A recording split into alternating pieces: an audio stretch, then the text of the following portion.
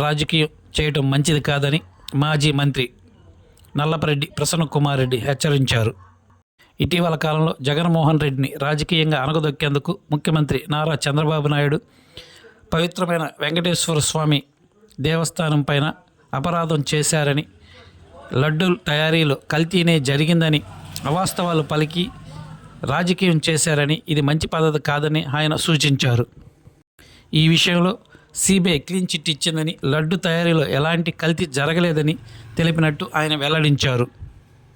ఇప్పటికైనా చంద్రబాబు దేవునితో రాజకీయం చేయటం మంచిది కాదని ఆయన హెచ్చరించారు.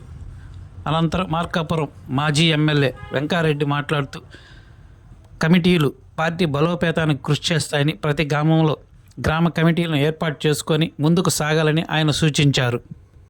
ఈ కార్యక్రమంలో నాయకులు వీరి చలపతిరావు, కొండూరు అనిల్ బాబు, సతీష్ రెడ్డి, షాహుల్, మావులూరు శ్రీనివాసులరెడ్డి, కౌన్సిలర్లు, నాయకులు, కార్యకర్తలు తదితరులు పాల్గొన్నారు. 2 సంవత్సరాలకే ఈ కూటమి ప్రభుత్వం మీద వ్యతిరేకత వచ్చింది. మనం అందరం ఒకటిగా ఉందాం, ప్రజల్లో తిరుగుతాం, ప్రజల తరపున పోరాటాలు చేస్తాం, ప్రజల పక్షాన నిలబడదాం.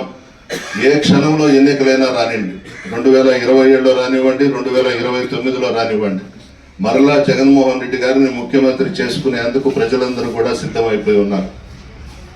మీరు దాదాపు నెలలో 20 రోజులు మీ సొంత పనులు చేసుకోండి, 10 రోజులు పార్టీకి కేటాయించండి. ఈ కమిటీలు దాదాపు 70 మంది అవుతున్నారు ప్రతి గ్రామానికి. అనుబంధ సంస్థలు కానివ్వండి, గ్రామ కమిటీ కానివ్వండి, ఇవన్నీ చాలు. మనం ప్రజల మధ్యలో ఉండి పార్టీని పటిష్టం చేసుకుందాం. ఇక మన నియోజకవర్గంలో రకరకాల విన్యాసాలు చూస్తూ ఉన్నాం ఈ 2 సంవత్సరాల నుంచి. ఏదో ఒక గ్రామానికి రావడం, ఒక తట్ట మట్టి కూడా వేయలేదంట వైఎస్ఆర్ కాంగ్రెస్ ప్రభుత్వంలో ప్రసన్న కుమార్ రెడ్డి.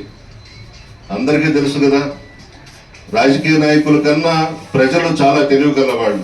ఏ ప్రభుత్వంలో ఏ పనులు చేశారు, ఏ అభివృద్ధి జరిగిందనేది మనకన్నా ముందే చెప్తారు. చలపతి గారు చెప్పినట్లుగా ఆ రోజు జగన్మోహన్ రెడ్డి గారు, ఆయన సెక్రటరీ ధనంజయ రెడ్డి గారు నన్ను పిలిచారు. బుచ్చిరెడ్డిపాళెం, కోవూరు మున్సిపాలిటీలు చేయమని చెప్పి లెటర్ పెట్టాను జగన్ గారికి. ఒక్కటి ఇస్తాను అని అంటే బుచ్చిరెడ్డిపాళెం ఇవ్వమని అడిగాను.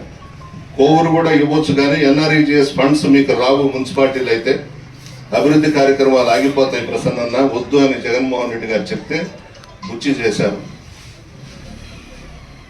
18 మందిని గెలిపించారు.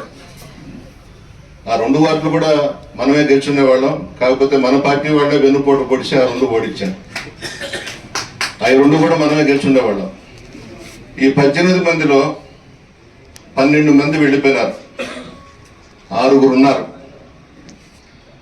చలపతి గారు 6 అభినందిస్తున్నారని చెప్పాడు. నేనైతే మరి ఒకటే మనం ఆలోచించాలి. ఆనాటి జగనన్న ప్రభుత్వానికి ఈనాటి చంద్రన్న ప్రభుత్వానికి తేడా ఏమిటో ఒకసారి ఆలోచించండి. నక్కకు నాగలోకానికి అంత తేడా ఉందని నేను చెప్పడం కాదు, ప్రతి ఒక్కరు కూడా అనడం జరుగుతుంది. ఆయన చేసిన అభివృద్ధి సంక్షేమ పథకాలు రాష్ట్ర స్థాయిలో కాదు, జాతీయ స్థాయిలో కాదు, అంతర్జాతీయ స్థాయిలో కూడా జగన్ అంటే ఏమిటి అని ఒక బ్రాండ్ చూపెట్టిన ముఖ్యమంత్రి జగన్ అన్న. మరి ఆ రోజు మోడీ గారు, మన గౌరవ ప్రధాని గారు ప్రశంసించిన వ్యక్తి మన జగన్ అన్న. ఎన్నో కార్యక్రమాలు చేసి రాజన్నతో సమానంగా జగనన్న కూడా ప్రతి ఒక్కరి హృదయాల్లో నిలిచిన ముఖ్యమంత్రి ఆనాడు చేసిన కార్యక్రమాలు, కొన్ని లక్షల కోట్లు పెట్టి ప్రతి ఇంటికి ప్రతి మనిషికి అన్ని పథకాలు ఇచ్చి సంపదను సృష్టించిన ఘనత జగనన్నకు దక్కింది. ఈనాడు చంద్రబాబు నాయుడు గారు చెప్తున్నారు, సంపద సృష్టిస్తానని. ఎక్కడ సృష్టించడం తెలియదు అసలు. ఆయన ఉన్నదంతా కూడా ఆవిరి చేసేసి నేనేదో చేస్తున్నాను, సూపర్ 6, సూపర్ 7 అని. ఈరోజు సూపర్ 6 ఏ పథకమైనా అన్నీ కూడా ప్రజలకు దక్కిందని ఒకసారి ఇస్తే ఏది మాకు రాలేదయా మాటలు చెప్పారు చంద్రబాబు అని అంటున్నాడు.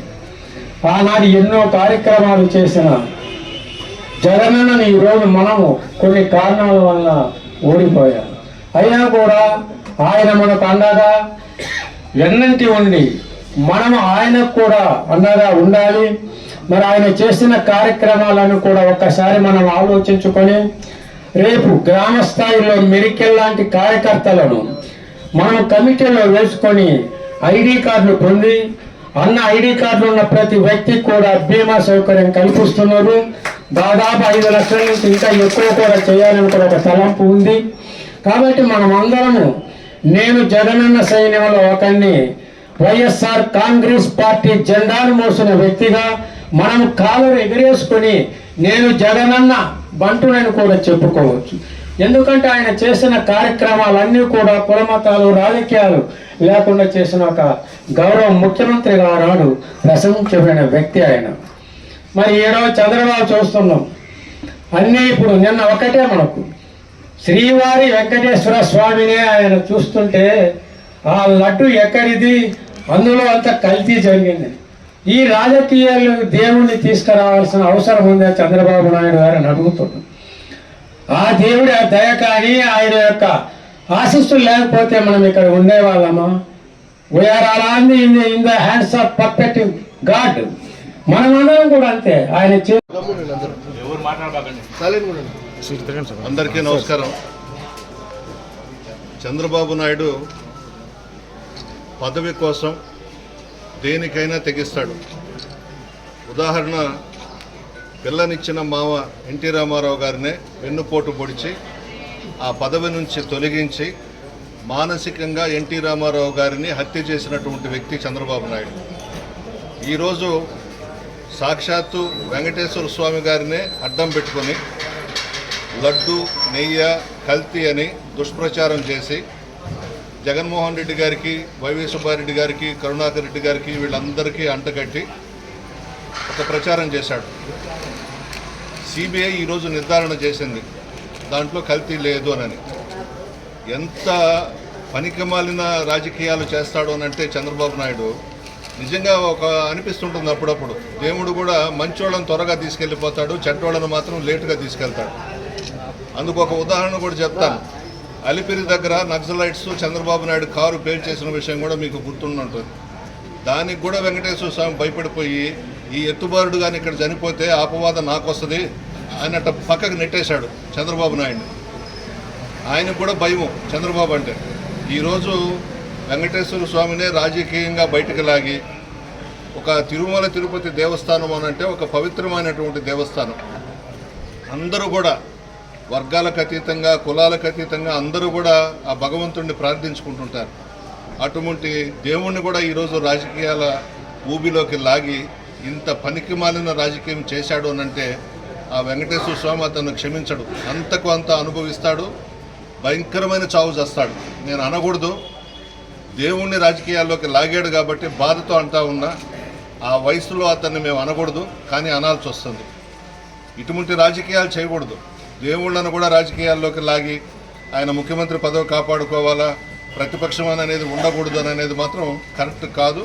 ఇకనైనా ఆ లోకేష్ బాబు కానీ చంద్రబాబు కానీ బుద్ధులు మార్చుకుని ముందుకు పోతే మంచిది. మరిన్ని తాజా వార్తలు ఎప్పటికప్పుడు తెలుసుకునేందుకు మన గ్లోబల్ న్యూస్ లోకల్ టీవీని సబ్స్క్రైబ్ చేసుకొని లైక్ చేసి కామెంట్ చేయండి.